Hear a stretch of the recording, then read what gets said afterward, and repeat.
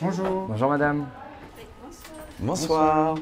Est-ce que tu peux me raconter un effet papillon qui a changé ta vie? Mais tu parles dans le film ou dans ma vie? Non, dans ta vie. Qu'est-ce que c'est que cette question? J'en sais rien. Ouais, eh ben alors par rapport, alors si on s'en tient à ma carrière d'acteur, ce qui a déclenché ça, c'est le jour où le responsable du ciné-club de mon collège, qui avait 15 ans, donc le même âge que moi, dans le collège où j'étais à Paris, est tombé malade et le professeur d'histoire géo a dit qui aime le cinéma à part Benoît? J'ai levé les doigts. J'étais déjà assez cinéphage. Cinéphile, ce sera un bien grand mot parce que c'est des historiens, c'est des historiens du cinéma, donc j'avais pas cette prétention, surtout à 15 ans. Donc j'ai dit moi, et il m'a filé les clés du ciné-club et j'ai programmé un film pour frimer un peu pour les gonzesses, pour les copains. Et j'ai mis L'Ange exterminateur de Louise Buñuel. Dans ma vie de tous les jours, je n'ai pas d'exemple d'effet papillon comme ça, non? Donc voilà, c'était ce moment-là qui a tout déclenché, parce qu'à partir de ce moment-là, je me suis dit, j'aime vraiment fondamentalement le cinéma pour ce qu'il peut être, au-delà de ce que je croyais qu'il était, à savoir juste un divertissement, une évasion. Il l'est, hein, même les films les plus profonds. Mais je me suis dit, il peut être aussi une vraie capacité de réflexion, et là je me suis dit, putain, je veux faire ça. Et j'ai eu envie d'être cinéaste avant d'avoir envie d'être comédien. C'était comment le tournage? C'était sportif. Sans Alors, vouloir faire de vilaines blagues, parce que Farah, à la base, est un grand sportif. comment est-ce qu'on passe du sport au cinéma? En discutant dans une cuisine. Justement, comment est-ce que tu es arrivé dans ce... Ah, par un effet papillon. Ah ben voilà. Voilà, Tu merci.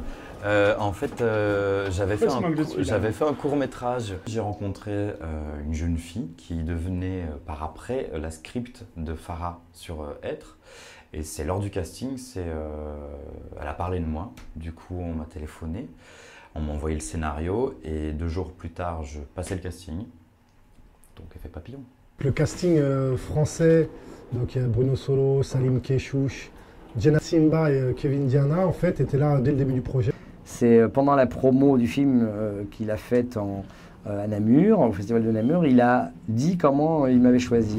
Et là, c'est en écoutant à la télé, et j'ai découvert qu'en fait ce type m'avait croisé À Nantes à l'époque, dans un tramway. pour aller d'un endroit à un autre, et il m'a vu parler avec les gens, et il a aimé la manière dont je parlais, ou j'échangeais avec eux. Il était simple avec eux, sincère, accessible, il rigolait. Et je me suis dit, voilà, ça c'est un mec bien, humain, qui est une belle personne. Donc si demain je dois faire du cinéma, enfin voilà, c'est à lui que j'ai envie de travailler avec lui. Et quand il a écrit ce film-là, il a repensé à ce moment où il m'a observé sans que je le sache.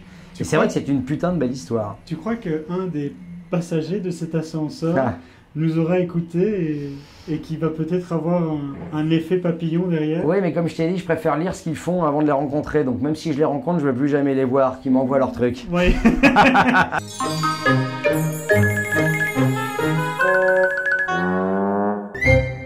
Je vous ai déjà vu quelque part.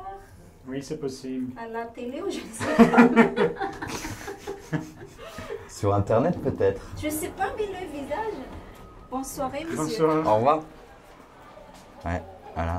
Alors, sais-tu Ça, qui a fait... c'est la Belgique. C'est-à-dire que les gens qui font les interviews, qui sont censés être plus dans l'ombre, que voilà, on les reconnaît.